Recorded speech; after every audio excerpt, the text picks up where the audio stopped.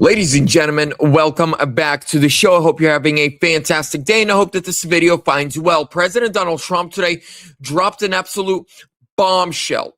Dan Bongino, as we now all know, he left the FBI. He's back in the podcast space and news. Well, and President Donald Trump joined his show this morning to tell us what's happening in Georgia, what's been discovered, and what is going to happen next. Ladies and gentlemen, Maricopa, Arizona, get ready. Pennsylvania, California, all the states all across the country, get ready, because President Donald Trump is coming to clean up your state and fix your elections. Ladies and gentlemen, smash that thumbs up, subscribe, leave me a comment. How's your day going?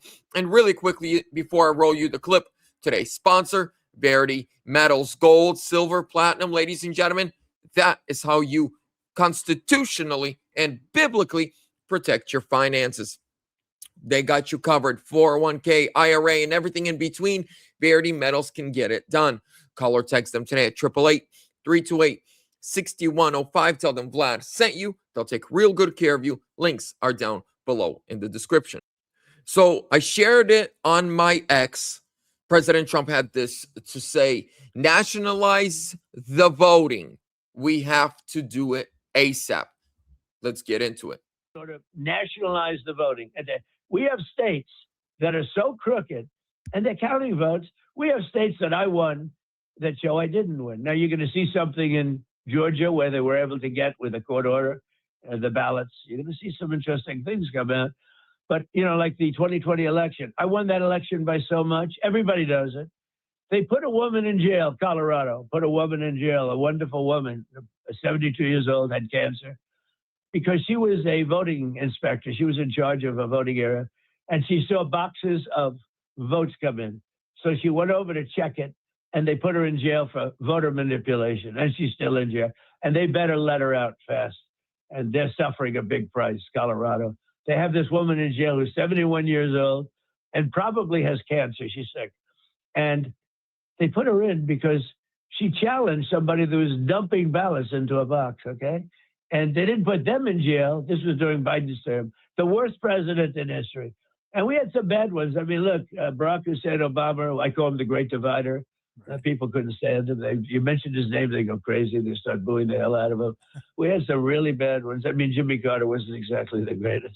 Jimmy Carter didn't exactly have the hit on Venezuela that I remember his. So, ladies and gentlemen, President Donald Trump right there says, we need to nationalize the vote. We need to go after the fraudsters. I won 2020. And then he says, we finally got it all. And soon you're going to see what exactly we discovered. I also really quickly want to show you this. They got there. Remember those pictures of Tulsi standing outside? Oh, yeah. I would, long odds, she was calling the president and saying something like, Mr. President, I've put my eyes on these famous 148. That alone, that set of facts I've just told you alone, completely overthrows the Georgia election. Before we even get to, there were 70,000 ballots with no images. And I mean, there's images, but no paper. And there's another 17,000 of other ballots with no paper, but just the images. And there's foreign connectivity, and there's this, that, and all this happy horse shit. And all these different places you lose. I mean, it's just a mountain. But the thing that you could see in 5 minutes is, or in 2 minutes, is just open up that one stack and look. And if those 148,000 are in fact uncreased mail-in ballots, as we've said, or is with perfectly filled in circles, you really have your whole answer right there. So my guess is that has something to do with why Tulsi was on site, because she could personally go and look at that and then call the president. So Tulsi Gabbard was there in the raid. And according to many, she was on the phone with President Donald Trump, because we saw the photos. Now, ladies and gentlemen, what's the moral of the story? Well, the deep state is losing right now. And let me go back to what Trump was saying in the first video we watched. What did he say? He said, look at Tina Peters. Her job was to be the ballot inspector. She's in prison for inspecting the ballots. Her job was to question the election and make sure everything is run smoothly.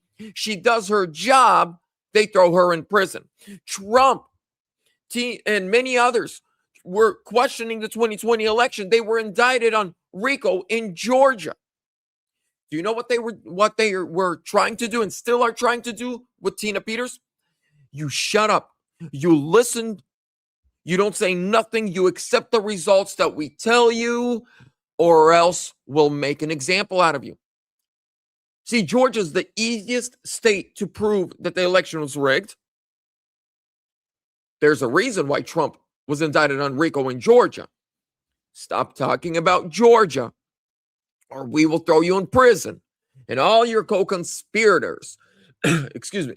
Same thing with Tina Peters. And I think Trump won Colorado. Why would you throw Tina Peters in jail for questioning the election if you didn't lie?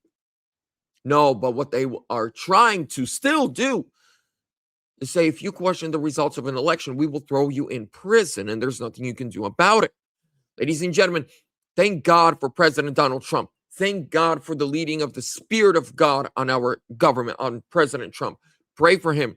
Pray for his protection. He's going against a global fraud regime. That is the Democrat Party with the Chinese Communist Party and other corrupt politicians all across the world.